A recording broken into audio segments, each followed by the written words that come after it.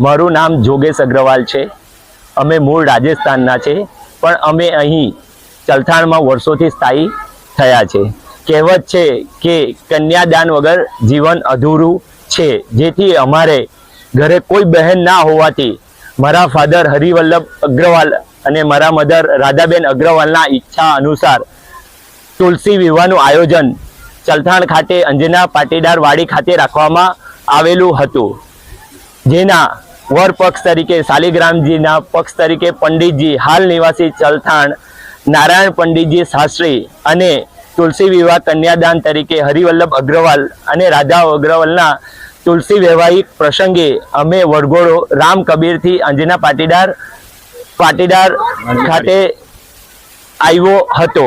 ત્યાં આજે અમે તુલસી વિવાહ ભક્તિમય વાતાવરણમાં પૂર્ણ થયો, જે પ્રસંગે કન્યાદાન કરવાનો લાભો મળ્યો, જેની અમે ધન્યતા અનુભવીએ છીએ।